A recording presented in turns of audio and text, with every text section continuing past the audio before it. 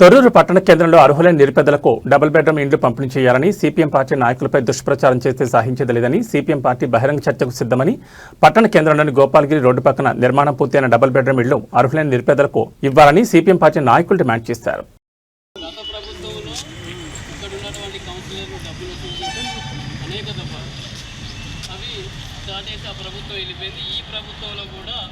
ఇప్పటి వరకు మేము 8 నెలలు సుదీర్ఘ పోరాటం పేదల పక్షాన పోరాటం 300 సర్టిఫికేట్లు ఇచ్చి ఇప్పటి వరకు వాళ్ళకు పొల్యూషన్ చూపెట్టలేదు. ఒకటి ఆ పట్టాలు కూడా మేము దాంట్లో సర్వేలో మా పార్టీ సర్వేలో చేస్తే 220 పట్టాలు మా చేతికి వచ్చాయి. డబుల్ బెడ్రూమ్ ఇల్లు ఇవ్వాలి, అర్హులైన పేదలకు డబుల్ బెడ్రూమ్ ఇల్లు జిందాబాద్ జిందాబాద్ జిందాబాద్ ఇల్లు ఇచ్చేంత వరకు జిందాబాద్ జిందాబాద్. మీడియా మిత్రులకు మా సిపిఎం పార్టీ మండల కమిటీ నుంచి విప్లవాభివందనాలు తెలుపుతూ, తొర్రూరు పట్టణంలో గోపాలగిరి క్రాస్లో 280 ఇండ్లు పూర్తిగా కంప్లీట్ అయ్యి గత ప్రభుత్వంలో కంప్లీట్ అయ్యాయి. కానీ ఆ ప్రభుత్వం కూడా ఇయ్యలేదు. ఈ ప్రభుత్వం వచ్చి కూడా 3 సంవత్సరాలు కావస్తూ ఉంది. 3 సంవత్సరాలు అయినప్పటికీ అధికారుల దృష్టికి, గౌరవ ఎమ్మెల్యే దృష్టికి సిపిఎం పార్టీగా ఎన్నోసార్లు మేము వాళ్ళ దృష్టికి తీసుకుపోవడం కూడా జరిగింది. 8 నెలలు అర్హులైన పేదలకు ఇండ్లు ఇవ్వాలని సిపిఎం పార్టీ ఆధ్వర్యంలో నిరంతరం పోరాటాలు, ధర్నాలు, రస్తారోకోలు కూడా చేశాం. అయినా అధికారులు అప్పటికప్పుడు వచ్చి హామీలు ఇవ్వడం, వెళ్ళిపోవడం, రాజకీయ నాయకులు హామీలు ఇచ్చి తప్పుకున్నట్టుగా ఈరోజు అధికారులు కూడా అదే పరిస్థితిలో హామీలు ఇచ్చి ఆ హామీలను నిలబెట్టుకోకుండా ఉండేటువంటి పరిస్థితి ఉంది. ఇప్పుడు ఈ ప్రభుత్వంలో మున్సిపాలిటీ ఎన్నికల ముందు మన హౌసింగ్ మినిస్టరు శ్రీనివాసరెడ్డి గారు, పొంగులేటి శ్రీనివాసరెడ్డి గారు వచ్చి స్వయాన ఈ తొర్రూరు పట్టణాన్ని దత్తత తీసుకొని ఇక్కడ ఉన్నటువంటి సమస్యలను మొత్తం కూడా నేను దాన్ని పరిష్కార మార్గం చేస్తానని వేదికల మీద చెప్పడం జరిగింది.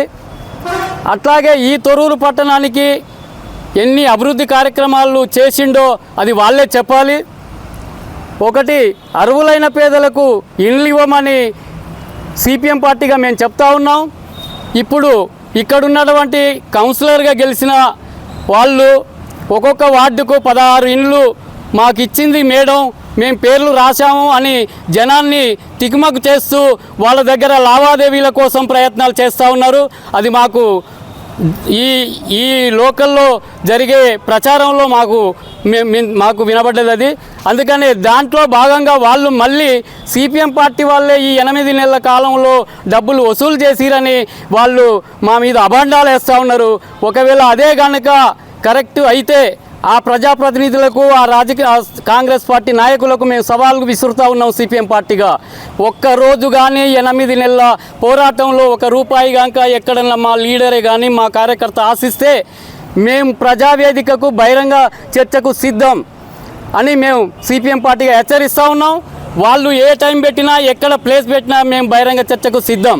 కానీ అర్హులైన పేదలకు ఇండ్లు ఇచ్చేంత వరకు సిపిఎం పార్టీ ఖచ్చితంగా ఈ పోరాటంలో భాగస్వామ్యంగా ఉంటుంది.